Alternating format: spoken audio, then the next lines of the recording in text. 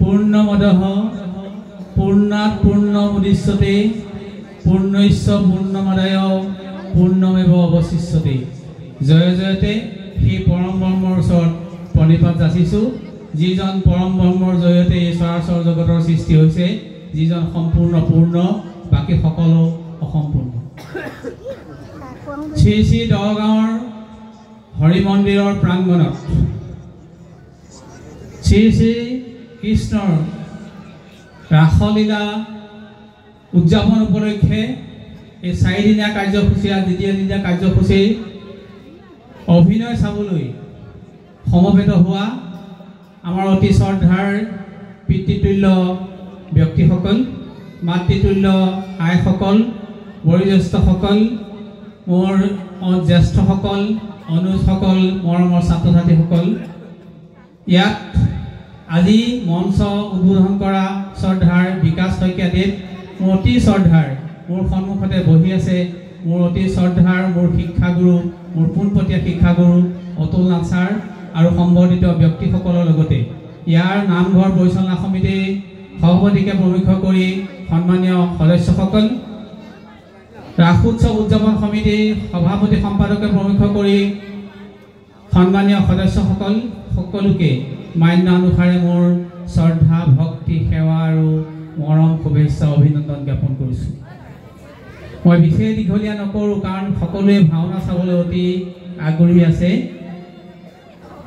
জয় জয়তে যিসকলৰ অপ্ৰাণ চেষ্টাত, যিসকলৰ কায়িক, মানসিক, আৰ্থিক সহযোগত এই অনুষ্ঠানভাৱে এনেদৰে উদযাপিত কৰিবলৈ আমি সমৰ্থ হ'লোঁ, এনেদৰে আপোনালোকৰ সন্মুখত থিয় হ'বলৈ আমি সমৰ্থ হ'লোঁ, আমি জীৱন ধন্য হৈছে বুলি ভাবিছোঁ, আমি কৃতাৰ্থ মানিছোঁ।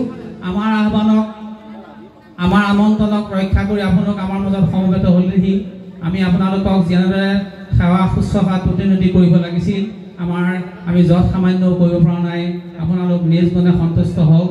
আপোনালোকে আমাৰ আমন্ত্ৰণ ৰক্ষা কৰি আহিলে আমি কৃতাৰ্থ মানিছোঁ, আমি কৃতজ্ঞতা জানিছোঁ। পৰম পুৰুষে তেখেতৰ পৰম শিষ্য নাৰদক কৈছিল, নাৰদে সুধিছিল, প্ৰভু আপুনি ক'ত থাকে? নাৰদে তেখেতে পৰম পুৰুষে নাৰদক কৈছিল, ন হাম তিষ্ঠামি বৈকুণ্ঠম যোগীনাথ হৃদয় ন চ মদ ভক্তা যত্ত গায়ন্তী তত্ত তিষ্ঠামি নাৰদ। হে নাৰদ, মই বৈকুণ্ঠতো নাথাকোঁ, মই যোগীৰ হৃদয়তো নাথাকোঁ। মোৰ ভক্তসকলে য'ত মোৰ গুণগান গায়, য'ৰ মোৰ গুণানুকীৰ্তন কৰে, মই তাতেই থাকোঁ। আজি ভগৱানৰ গুণানুকীৰ্তন হ'ব, তেখেতৰ ৰাসলীলাৰ প্ৰথম খণ্ড ইয়াত অভিনীত হ'ব, তেখেতৰ গুণানুকীৰ্তন কৰা হ'ব। মোৰ ব্যক্তিগত অনুভৱ হৈছে তেৰাই যাতে সকলোৰে মনৰ কামনা পূৰ্ণ কৰিব আৰু ভগৱান ইয়াতে স্থিত দিবহি, সেই সকলোৰে মনৰ কামনা পূৰ্ণ কৰিব। ইয়াৰ সমগ্ৰ বৃহত্তৰ দহগাঁওবাসী ৰাইজৰ মনৰ কামনা পূৰ্ণ হ'ব। ইয়াত যিসকল দৰ্শক হিচাপে আছে তেখেতসকলৰ মংগল হ'ব, সকলোৰে মংগল হ'ব। আমাৰ যিসকল পচকীয়ালৈ আহিব পাৰিলে তেখেতসকলৰ মংগল হ'ব, যিসকল বাহিৰত থাকিলে কৰ্মসূত্ৰে আহিব নোৱাৰিলে তেখেতসকলৰ মংগল হ'ব। শেষতো শেষত মই উপনিষদ এটা বাণীয়ে সামৰিছোঁ, সৰ্বে সুখিনঃ ভৱন্তু সৰ্বে সন্তু নিৰাময়া সৰ্বে ভদ্ৰাণি পশ্যন্তু মা কশ্চিৎ দুখে ভয়। সকলো সুখে থাকক, সকলো নিৰাময় থাকক, কোনো দুখৰ ভাগি নহওক, সকলোৰে শান্তি হওক।